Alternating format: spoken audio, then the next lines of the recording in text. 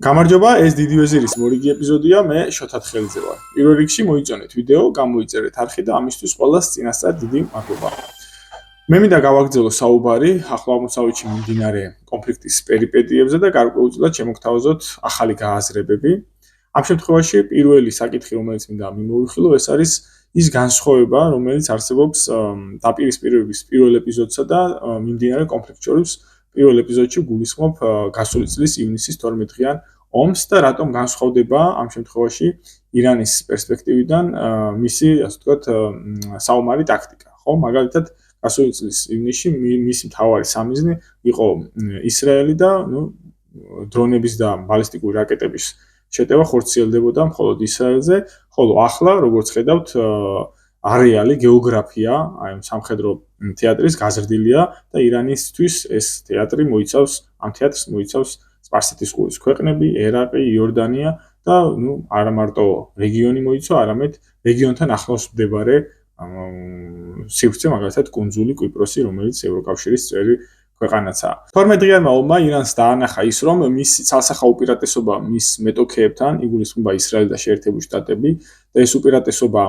რომელიც გამოიხატებოდა ბალისტიკურ რაკეტებში, სხვადასხვა რადიუსის მქონე ჰიპერგერით ბალისტიკურ რაკეტებში და იმ დრონების პროგრამაში, რომელსაც ასევე თავად აწარმოებს ირანი, ეს უპირატესობა გარკვეულწილად იზღუდებოდა ან ლიმიტირდებოდა იმ თავდაცვითი სარაკეტო სისტემების მასობრივი მობილიზებით, რომელიც გააჩნია შეერთებულ შტატებს ახლო აღმოსავლეთის რეგიონში, კონკრეტულად სპარსეთის ყურის ქვეყნებში, თითქმის ყველა ქვეყანაში მსგავსი სისტემა შეერთებულ შტატებს ჰქონდა, ამას ემატებოდა იორდანია და ერაყიც. ამიტომ აი ეს უპირატესობა რო არ დაეძლია ისრაელს და შეერთებულ შტატებს და ამ უპირატესობის ბალისტიკური რაკეტებისა და დრონების უპირატესობა მაქსიმალურად გამოიყენებინა ირანს, აი ამ დავარქვათ ამას, ირანისა და შეერთებულ შტატების ისრაელის დაპირისპირება, ეს არის უკვე საბოლოო დაპირისპირება, შეიძლება ასე თუ შემდეგი აღარ იყოს. ანუ ირანის პერსპექტივა ასეთია, რომ ის არის უკვე ომში, იმ ფინალურ ეტაპზე,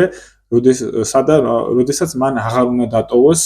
ამ ომის გაგრძელების შესაძლებლობა. ამიტომ, რადგან არის ასე ვთქვათ, ფინალურ სტადიაში ეს დაპირისპირება, ანუ რეგიონში შეერთებულ შტატებსა და ისრაელს შორის, მან გადაწყვიტა, რომ მისი ეს უპირატესობა ყოფილიყო მაქსიმალურად ეფექტური, ამიტომ მან აირჩია ესეთი გზა, რომ თავდაპირველად მას უნდა გაენეიტრალებინა ის სარადარო სისტემები და თავდაცვითი სარაკეტო სისტემები, რომლებიც იყო ზუსტად სპარსეთის ყურეში განლაგებულები. წინააღმდეგ შემთხვევაში ის რესურსი, რაც მას გააჩნია, აი ამ დრონები და ბალისტიკური რაკეტები, შეიძლება საკმარისი არ ყოფილიყო იმ ზიანის და ზარალის მისატანად ისრაელზე, რაც საჭირო იქნებოდა აი ამ კონფლიქტის, აი ფინალური კონფლიქტის დასრულებისთვის. ამიტომ ნახეთ ჩვენ საკმაოდ ესეთი სტრატეგიული დარტყმა შეერთებული შტატების რეგიონულ უსაფრთხოებაზე ახლო აღმოსავლეთში, როდესაც მაგალითად ირანულმა დრონებმა და ბალისტიკურ რაკეტებმა გაანადგურეს არაბთა გაერთიანებულ საემიროებში და ბაჰრეინში, ასე ვთქვათ, რეგიონის მასშტაბზე კონცენტრირებული სარადარო სისტემა, ხოლო ყატარში ყველაზე დიდ ამერიკულ ბაზაზე, ალუდეიდის ბაზარზე მათ გაანადგურდეს, ასე ვთქვათ, შორ რადიუსის მქონე რადარი, რომელიც 5000 კილომეტრის რადიუსში აფიქსირებდა სარაკეტო, ასე ვთქვათ, გასროლას, იგულისხმება ბალისტიკური რაკეტების გასროლას. ეს სარადარო სისტემა ფუნქციონირებდა, მიზანმიმართული იყო არა მხოლოდ ახლო აღმოსავლეთის რეგიონის ქვეყნებზე, არამედ ის აკონტროლებდა მთლიანად, მაგალითად, რუსეთის სამხრეთსაც და ის მას შეეძლო აი ამ რუსეთის სამხრეთიდან გასროლილი ბალისტიკური რაკეტა დაიფიქსირებინა და არ გამოვრიცხავთ, რომ აი ამ სარადარო სისტემით ატყობინებდა მაგალითად შეერთებული შტატები უკრაინას, რომ მაგალითად ასტრახანიდან, კასპიის ზღვის ჩრდილოეთიდან ხდებოდა ბალისტიკური რაკეტების გასროლა უკრაინის მიმართულებით. ამიტომ ეს იყო სტრატეგიული რადარი ამ ალუდეიდის ბაზაზე, რომელთაც შეიძლება ვთქვათ, რომ შეერთებული შტატები ანუ ხედავდა რეგიონში ასე ვთქვათ, საფრთხეს, საიდან შეიძლება წარმოქმნილიყო საფრთხე. როგორც ვახსენე, აი ამ ყველაზე დიდი რადართან ერთად განადგურდა დამატებითი რეგიონული მნიშვნელობის რადარებიც. შესაბამისად, ამ სარადარო სისტემის მოშლამ გამოიწვია ის, რომ თავდაცვითი სარაკეტო სისტემები, რომლებიც ჰქონდა შეერთებულ შტატებს რეგიონში, ისინიც გახდნენ სანახევროდ დაუცველები. ამიტომ არის რომ რამდენიმე ტაადის სისტემა, ესეთი და პეტრიოტის სისტემა, რომლებიც იყო სპარსეთის ყურეში, უკვე რამდენიმე ირანმა გაანადგურა და თანდათანობით, როგორც სპარსეთის ყურის ქვეყნების თავდაცვითი უსაფრთხოების სისტემა იშლება, ასევე იშლება ისრაელის, ხო? ბოლო უკვე გავიდა 12 დღე გადის, დღეს გაუთანაბდა ომის ხანგრძლივობა გასული წლის ეპიზოდისას. თანდათანობით ირანი გადადის რა ეტაპზე, ბევრი ამბობს, რომ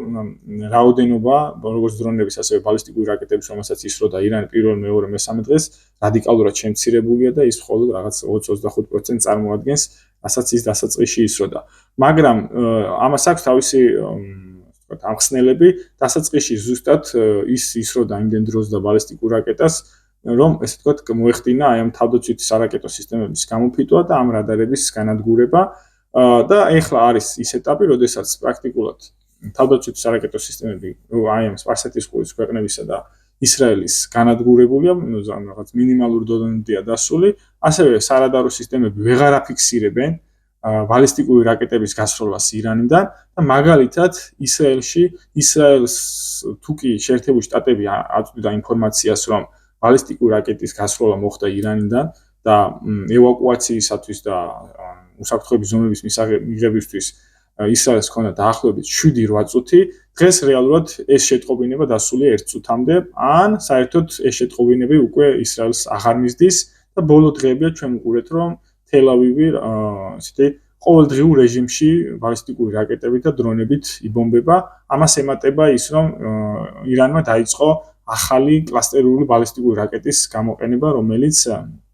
ასე ვთქვათ, როდესაც მიაღწევს დანიშნულების ადგილს, იშლება და 80 მცირე ზომის ქობინი, დაახლოებით 20-30 კილოიანი რაკეტა, ასე ვთქვათ, ვარდება მის დანიშნულების ადგილას. შედეგად ვიღებთ სურათს, რომ დღეს ირანს პრაქტიკულად შეუძლია მინიმალური სამხედრო რესურსებით, სულ რამდენიმე ათეული დრონით და რამდენიმე ბალისტიკური რაკეტით, საკმაოდ მნიშვნელოვანი და სტრატეგიული დარტყმები მიაყენოს შეერთებულ შტატებს სპარსეთის ყურეში და ასევე ისრაელსაც და ამ რეჟიმში, როგორც ჩანს, ირანი მზადაა საკმაოდ გრძელვადიან პერიოდში განაგრძოს ეს პროცესი და ომი გადაიყვანოს აი ამ გამომფიტავ დაპირისპირებაში. იდეაში მსგავსი ტიპის განცხადებები თითქმის ყოველდღიურად გვესმის ირანული სამხედრო ისტაბლიშმენტისგან, რომ ისინი ამისთვის იყვნენ მზად, რომ ეს კონფლიქტი გადაიყვანათ აი ესეთ გრძელვადიან გამომფიტავ ფორმატში, რისი, ასე ვთქვათ, ფუფუნებაც ამ შემთხვევაში არც ისრაელს და არც შეერთებულ შტატებს არ გააჩნია. გამომდინარე იქიდან, რომ თუკი ის სამხედრო ბაზები, რომლებიც ჰქონდა შეერთებულ შტატებს რეგიონში, ვერ იქნებიან ოპერირებადი, მაშინ, ასე ვთქვათ, ზღვით და ჰაერით, ასე ვთქვათ, პერმანენტულად გრძელვადიან პერსპექტივაში შეუძლებელი იქნება ომის წარმოება. შესაბამისად, გვაქვს სურათი, როდესაც ამ კონფლიქტის მსვლელობას კარნახობს და შეიძლება ითქვას, რომ ამ პროცესს წარმართავს ირანი, ის წყვეტს რა მიმართულებით წავიდეს კონფლიქტი, თუმცა აი ამ დაპირისპირებაში ასევე შეიძლება ვთქვათ, რომ საესკალაციო დომინაცია არც ერთ მხარისკენ არ არის, იმიტომ რომ როგორც შეერთებულ შტატებს, ასევე ირანს შეუძლია ესკალაციის მასშტაბი საფეხური მნიშვნელოვნად გაზარდოს, თუმცა როგორც ჩანს, როგორც ერთი მხარე ერიდება ამას, ასევე მეორე მხარე, განსაკუთრებით შეიძლება ითქვას, რომ ირანი ერიდება მასშტაბურ ესკალაციას, გამომდინარე იქიდან, რომ ხარისხობრივი ესკალაციამ შეიძლება გამოიწვიოს ასე ვთქვათ, ბირთვული პასუხი როგორც ისრაელისგან, ასევე შეერთებულ შტატებისგან. ამიტომ ის, როგორც ვახსენე, მისი გეგმა და სტრატეგია არის გრძელვადიან, ხანგრძლივადიან გამომფიტავ ომზე, ასეთი პერმანენტულ მცირე საფეხურეობრივ ესკალაციაზე, რომელზედაც შეუძლებელი იქნება, ასე ვთქვათ, ისეთი მასშტაბური პასუხისგაცემა, როგორც არის მაგალითად ბირთვული იარაღი. მონარქიების მხრიდან კრიტიკა შეერთებულ შტატების მიმართ ასევე გაისმა იმ კუთხითაც, რომ ისინი არ გააფრთხილებს ამ კონფლიქტის დაწყების წინ, ასევე მათ არ გადასცეს დამატებითი რაკეტები თავდაცვითი სარაკეტო სისტემებისთვის, რომლებიც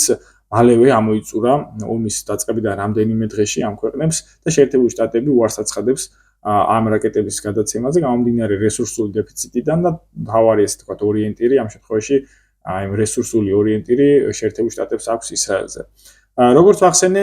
ეს უსაფრთხოების გამოწვევა იქნება მონარქიებისთვის ამავდროულად თავარი საკითხი და მათთვის ჩნდება ალტერნატივები, გამომდინარე იქიდან, რომ შეერთებული შტატების ამ რეგიონში დაბრუნება ეს არის უბრალოდ რაღაცა სცენარის გამეორება, რომ მომავალში იგივე მოხდება, რაც ხდება აი ამ ბოლო დღეების განმავლობაში. ამიტომ სპარსეთის ყურის მონარქიებმა შეიძლება საკუთარ დღის წესრიგში დააყენონ აი ეს სხვა გლობალური მოთამაშეები. ამ შემთხვევაში შეიძლება განვიხილოთ ორი ასეთი მოთამაშე, ეს არის ჩინეთი და რუსეთი. ჩინური სამხედრო ბაზები ჩინეთის მიღმა მხოლოდ არის ერთ ქვეყანაში, ეს არის ჯიბუტი. ჩინეთს არ აქვს мотивация, რომ საკუთარი სამხედრო ბაზები კონდეს ამა თუ იმ რეგიონში და ჩინეთის სამხედრო ბაზების არსებობას სპარსეთის ყურეში შეერთებული შტატები სამომავლოდ არ შეეგუება და ასევე შეიძლება არ შეეგუოს ისრაელი, იმიტომ რომ ისრაელსა და ჩინეთს შორის ბოლო წლებია ურთიერთობა საკმაოდ ასე ვთქვათ დაძაბულია და ჩინეთი არის ბრალდებული ანტისემიტიზმში ებრაული სახელმწიფო ისტებლიშმენტისგან. მეორე ვერსია აქ არის რუსეთი. რუსეთი შეიძლება იყოს ოპტიმალური ვერსია იმ თვალსაზრისით, რომ ამ შემთხვევაში ირანული საფრთხე უფრო ასე ვთქვათ ნაკლებ მოსალოდნელი იქნება, გამომდინარე რუსეთ-ირანის თანამშრომლობისა და პარტნიორობისა, ასევე შეიძლება ისრაელისთვისაც მისაღები იყოს რუსული პერსპექტივა, აქ ასევე ისრაელ-რუსეთის ურთიერთობებიდან გამომდინარე, თუმცა აქაც ჩდება კითხვა, თუ რამდენად იქნება მისაღები თუნდაც რუსული ბაზები სპარსეთის ყურეში შეერთებული შტატებისთვის და ასევე ჩდება კითხვა, თუ რამდენად უნდა თავად რუსეთს საკუთარი სამხედრო ბაზები ყავდეს სპარსეთის ყურეში. ანუ ეს რაღაც მომავლის საკითხებია, ჩვენ მე ახლა შემოგთავაზებთ უბრალოდ პოტენციური სცენარები. ეხლა რაც შეეხება იმ საკითხს, თუ რატომ არ და ვერ ერთვებიან სპარსეთის ყურის მონარქიები კონფლიქტში ირანის წინააღმდეგ, ამ საკითხზე არის ამ კითხვაზე არის რეალურად ორი ძირითადი პასუხი. განვიხილოთ სათითაოდ, მოდი ეს სპარსეთის ყურის ქვეყნები, კუვეიტი, ბაჰრეინი, ყატარი, საემიროები, ეს არის პატარა სახელმწიფოები, რომელთაც პრაქტიკულად არ გააჩნიათ საკუთარი სამხედრო შეიარაღება და სამხედრო ძალები. შესაბამისად, მათი კონფლიქტში შესვლა, რეალურად არაფერს ცulis ამ ასე ვთქვათ, სამხედრო თეატრში, დაპირისპირების თეატრში, პირიქით, ამით მათ შეიძლება უფრო მეტი ზარალი მიიღონ და უფრო ინტენსიური სამიზნე გახდნენ ირანის თავდასხმების. მეტნაკლებად საუდის არაბეთს აქვს საკუთარი სამხედრო ძალები, თუმცა ესეც არ არის ისეთი ძალა საუდის არაბეთი, რომელიც იყოს შეიძლება ანგარიშგასაწევი. და მომენტი, როდესაც ნებისმიერი საემფო ან საემირო გადაწყვეტს ირანთან უშუალო კონფლიქტში ჩაერთოს, როგორც ვახსენე, ეს ნიშნავს მომენტალურ პასუხს ირანის მხრიდან და არა მარტო ირანის მხრიდან, შეიძლება ეს იყოს იემენიდან ჰუსიტები, რომ ამ საემფოების და საემიროების ნავთობმომპოვებელი, ნავთობგადამამუშავებელი და ნავთობის საექსპორტო პუნქტები გახდებიან თავდასხმის სამიზნეები, რაც ნიშნავს იმას, რომ შეიძლება ვთქვათ, რომ ამ სახელმწიფოების დასასრულს. გამომდინარე იქიდან, რომ ამ ქვეყნების აბსოლუტური უმრავლესობა ექსპორტის აბსოლუტური უმეტესობა შეადგენს ნავთობპროდუქტებს. მათ სხვა წარმოების სექტორი არ გააჩნიათ, მათ შორის არც აგროსექტორი, მათი კვება რეალურად დამოკიდებულია ტოტალურად იმპორტზე. ამიტომ ეს ასე ვთქვათ, ეს არის პირველი პასუხი, მათ არ ძალუცთ, მოდი ასე ვთქვათ, ძალა არ გააჩნიათ ირანთან წინააღმდეგობაში შესვლის, ამიტომაც იყო, რომ ისინი თანხმდებოდნენ შეერთებული შტატების სამხედრო ბაზების ყოფნას მათ ტერიტორიაზე და შეერთებული შტატები წარმოედგინათ მათ საკუთარი უსაფრთხოებისა და სტაბილურობის გარანტად და მეორე და ძალიან მნიშვნელოვანი ფაქტორი არის ის, რომ თვითონ ამ ასე ვთქვათ, არაბულ ქვეყნებშიც არის საკმაოდ დიდი სიმპათიები ამ შემთხვევაში პალესტინის მიმართ. დღევანდელი ირანი პრაქტიკულად ასოცირდება ერთადერთ სახელმწიფოდ, რომელიც იბრძვის პალესტინური სახელმწიფოსთვის. და თუ კი ეს პოლიტიკური ელიტები, ანუ საემფო სახლები და საემიროები შევლენ ირანთან წინააღმდეგობაში, ეს ნიშნავს იმას, რომ აი ეს სამეფოები ღალატობენ პალესტინის სახელმწიფოების მომავალს, პალესტინის სახელმწიფოს შექმნის პოტენციალს და პირიქით ებრძვიან იმ ქვეყანას, რომელიც იბრძვის პალესტინის არსებობისთვის. ამიტომ მომენტი, როდესაც პოტენციური სცენარები, თუ კი ეს სამეფოები ჩაერთვებიან კონფლიქტში, ეს ნიშნავს შიდა ასე ვთქვათ, პროტესტების გაძლიერებას. ყველაზე ესეთი მოწყვლადი ამ შეიძლება ვთქვათ, რომ ყველა ქვეყანა, თუ არ ჩავთვლით მაგალითად გაერთიანებულ არაბთა საემიროებს, თითქმის ყველა ქვეყანა ამ კუთხით ან პოლიტიკური ისტაბლიშმენტი მოწყვლადია. ეს არაბული მონარქიები სამომავლოდ შეიძლება აღვნიშნონ საკმაოდ კრიტიკული გამოწვევის წინაშე და რას გულისხმობ აი ამ გამოწვევაში, თუ კი ეს კონფლიქტი დასრულდა ირანის წარმატებით, იმ თვალსაზრისით, რომ ირანში არსებული ხელისუფლება და არსებული პოლიტიკური სისტემა შენარჩუნდა და შესაბამისად შენარჩუნდა როგორც ეს ბალისტიკური რაკეტების პროგრამა და ასევე ასე ვთქვათ ირანის გამდიდრების შესაძლებლობა ბირთვული იარაღის შექმნის პოტენციალით, თუ კი ეს კონფლიქტი ასე დასრულდა, ჩვენ მივიღებთ სურათს, რომ მაგალითად ეს არაბული მონარქიები აღარ აქვთ უსაფრთხოების ხოლგა, არ არსებობს რაღაცა ამერიკული შემაკავებელი და ასევე გაიმარჯვა რეგიონში იმ ძალამ, როგორც ვახსენე, რომელიც იბრძვის პალესტინის გათავისუფლებისთვის. ანუ შესაძლებელი ყოფილა შეერთებულ შტატებთან და ისრაელთან დაპირისპირებაში გამარჯვების მიღწევა, მაშინ აი ამ საზოგადოებებში, მოსახლეობაში გაჩნდება საკმაოდ კრიტიკული განწყობები ამ მონარქების მიმართ, რომ ჩვენ რატომ ვიყავით მაშინ მოკავშირეები შეერთებული შტატების, თუ მათი ასე ვთქვათ დამარცხება იყო შესაძლებელი და პალესტინური სახელმწიფოს შექმნისთვის ბრძოლა შეიძლებოდა, ანუ რაღაცა არ იყო რაღაცა განწირული სულისკვეთება, მოდი ესე დავარქვათ. ამიტომ შეიძლება ვთქვათ ესეთი, რომ სამომავლოდ, აი როგორც ვახსენე, ირანის წარმატების შემთხვევაში შეიძლება ეს სპარსეთის ყურის მონარქიები აღმოჩნდნენ ეგრეთ წოდებული არაბული გაზაფხულის, ახალი არაბული გაზაფხული 2-ის წინაშე. შეიძლება ამ კუთხით ყველაზე კრიტიკული ქვეყნებია ბაჰრეინი ან კუვეიტი, შეიძლება იყოს ესეც საუდის არაბეთიც. ამიტომ ეს ალბათობა არსებობს და ესეც ამ შემთხვევაში დასაფიქრებელი საკითხია თვითონ ამ მონარქებისთვის. რაც არ უნდა პარადოქსულად ჟღერდეს, შეერთებული შტატებისა და ისრაელის მიერ წამოწყებულმა ომმა შეიძლება გამოიწვიოს არა მარტო ის, რომ ირანში ხელისუფლებამ შეინარჩუნოს საკუთარი თავი და გადარჩეს და შენარჩუნდეს ის პოლიტიკური სისტემა, რომელიც არსებობს, არამედ აი ამ პოლიტიკურმა სისტემამ, ანუ თეოკრატიულმა ისლამურმა რესპუბლიკამ შეასრულოს და მიაღწიოს მის პირველად მიზნებს, რომელიც მას ჰქონდა გაცხადებული 1979 წლის ისლამური რევოლუციის შემდგომ, გულისხმობ ეგრეთ წოდებულ რევოლუციის ექსპორტს, რომლის მთავარი მიზანი იყო ახლო აღმოსავლეთის დეკოლონიზაცია და სიონისტური გავლენებისგან გათავისუფლება. ამიტომ იმ სტატუს-კვოთი დასრულება, რომელიც მე წინაზე ვახსენე, თუ კი აი ამ ასე ვთქვათ, საკუთარი თავის გადარჩენით და სამხედრო პოტენციალის გადარჩენით ირანმა ამ ომში მიაღწია წარმატებას, ეს სცენარიც არ არის გამორიცხული და ეს ასე ვთქვათ, ასევე როგორც ვახსენე, მიმართულია სწორედ როგორც სპარსეთის ყურის მონარქიების მიმართ, ასევე ერაყის, სირიის, იორდანიას და ეგვიპტის მიმართ. შეიძლება ითქვას, რომ ეს კონფლიქტი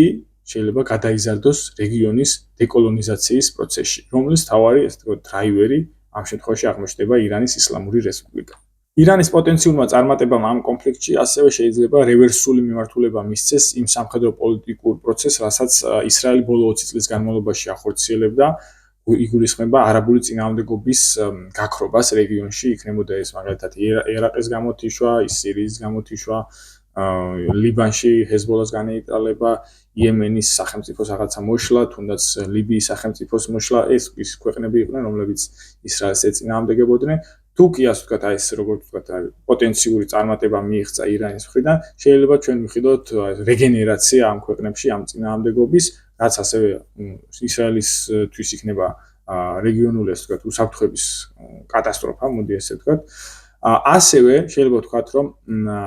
ირანის პოტენციურმა წარმატებამ და არეულობამ სპარსეთის ყურეში და სპარსეთის ყურის უსაფრთხოების მთლიანად ჩამოშლამ პრაქტიკულად შეიძლება ვთქვათ, რომ ჩაშალა ის სავაჭრო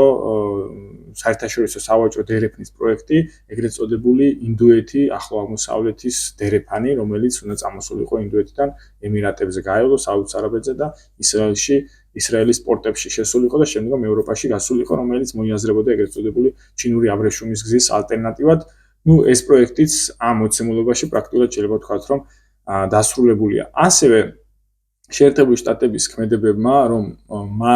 მან არ გაითვალისწინა საკუთარი მოკავშირე ქვეყნების უსაფრთხოების ინტერესები, გულისხმობ იგივე სპარსეთის ყურის მონარქიების, ასევე საკმაოდ დიდ კითხვის ნიშნებს აჩენს შეერთებული შტატების მოკავშირე სახელმწიფოებში უსაფრთხოების კუთხით. იქნება ეს მაგალითად სამხრეთ კორეა, რომელზედანაც ასე ვთქვათ, დაადების სისტემა წამოიღო შეერთებული შტატებმა, იქნება ეს მაგალითად იაპონია და მაგალითად საომავლოდ შეიძლება ეს იყოს ინდოეთი და პაკისტანი. ჯერჯერობით ეს შეიძლება რაღაცა კითხვების და რაღაცა ემოციების ეტაპია, თუმცა ეს ამ კონფლიქტის დასასრული გარკვეულწილად შეერთებულ შტატებთან ურთიერთობების ტრენდს განსაზღვრავს სხვადასხვა მის მოკავშირეებში. სპარსეთის ყურის მონარქიებთან დაკავშირებით ასევე საინტერესოა ჰორმუზის სრუტის საკითხიც, რომელთან დაკავშირებით პროცესი ისე არ წავიდა, როგორც შეერთებულ შტატებს ჰქონდა გათვლილი, მაგალითად გავრცელდა ინფორმაცია, რომ ვაშინგტონში ვერ წარმოედგინათ, რომ თუ კი კონფლიქტი განახლდებოდა ირანთან, თეირანი შეძლებდა ამ ჰორმუზის სრუტის გაბედავდა ჰორმუზის სრუტის გადაკეტვას, თუმცა ეს რეალურად ასე მოხდა და ნომინალურად ეს პრაქტიკაში გადაკეტილია ჰორმუზის სრუტე, თუმცა ოფიციალურად ამის შესახებ ირანს განცხადება არ გაუკეთებია, პირიქით ისინი აცხადებენ, რომ ჰორმუზის სრუტე ოფიციალურად ჩვენ არ ჩაგვიკეტია, უბრალოდ ისინი სელექციურად თავს ესხმიან იმ ტანკერებს, რომლებიც მიემართებიან როგორც დასავლეთ ევროპისკენ, შეერთებული შტატებისკენ, ასევე ისრაელისკენ, თუმცა როგორც ასე ბოლო ინფორმაციებით ირკვევა, ირანი თავისი ნავთობტანკერებით უფრო მეტ ნავთობს ყიდის ჩინეთში, ვიდრე ის აქამდე ყიდდა. ამიტომ ის მოსაზრება, ეს მოარული აზრი, რომ ირანთან კონფლიქტის დაწყებით ჩინეთში შეექმნებოდა ენერგომომარაგებაში პრობლემა, ეს გათვლაც რეალურად ჩავარდა. საპირისპიროდ კი, ასე ვთქვათ, ფინანსური და ეკონომიკური დარტყმა მიიღეს სპარსეთის ყურის არაბულმა მონარქიებმა, შეერთებული შტატების მოკავშირეებმა, რაც აისახება მათ ფინანსურ შემოსავლების შემცირებაში და რატომ არის, ასე ვთქვათ, ეს კრიტიკული შეერთებული შტატებისთვის. გარდა იმისა, რომ გლობალურად შეიძლება ნავთობზე ფასები გაიზარდოს, რაც ასევე შეერთებული შტატების შიდა ბაზარსაც დაარტყავს, ასევე ეს გადაითარგმნება იმაში, რომ დოლარზე მოთხოვნა შემცირდება. გამომდინარე იქიდან, რომ თუ ქვეყნებმა ვერ იყიდეს ამ მონარქიებისგან ნავთობი, რომელიც იყიდებოდა ეგრეთ წოდებულ პეტროდოლარში, შესაბამისად დოლარის მოთხოვნა შემცირდება, ასევე ეს ქვეყნები საომავლოდ შეამცირებენ ამერიკული ობლიგაციების შეძენას, ეგრეთ წოდებული ამერიკული ვალის შეძენას, ერთ-ერთი ასე ვთქვათ, მსხვილი შემძენები იყვნენ განსაკუთრებით საუდის არაბეთი ამერიკული ვალის. ესეც მნიშვნელოვანი საკითხია შეერთებული შტატებისთვის, მაგრამ ასევე შეიძლება ვთქვათ, რომ მნიშვნელოვანი საკითხია ის, რომ სპარსეთის ყურის მონარქიები იყვნენ ყველაზე მსხვილი ინვესტორები ამერიკული ხელოვნური ინტელექტის წარმოებელ შემქმნელი კომპანიების, ანუ ისინი რეალურად აფინანსებდნენ ამ წამყვან ხელოვნური ინტელექტის კომპანიებს შეერთებულ შტატებში. ამ კუთხითაც არის კონკრეტული მონაცემები, მაგალითად top 5 ინვესტორ ქვეყანაში, რომლებიც ინვესტიციას აბანდებენ ამერიკულ ხელოვნურ ინტელექტში, ეს არის გაერთიანებული არაბთა საემიროები, საუდის არაბეთი და ყატარი. ამიტომ ეს მიმართულება საკმაოდ კრიტიკულია შეერთებული შტატებისთვის, გამომდინარე იქიდან, რომ დღევანდელი ადმინისტრაცია საკმაოდ დაახლოებულია იმ კომპანიების ხელმძღვანელებთან, რომლებიც არიან აი ამ ხელოვნური ინტელექტის სფეროში ჩართული. დღეისათვის სულ ეს იყო, არ დაგავიწყდეთ, მოიწონეთ ვიდეო, გამოიწერეთ არხი. ეს დიდი ვეზირია, მე შოთა თხელიძე ვარ, დროებით.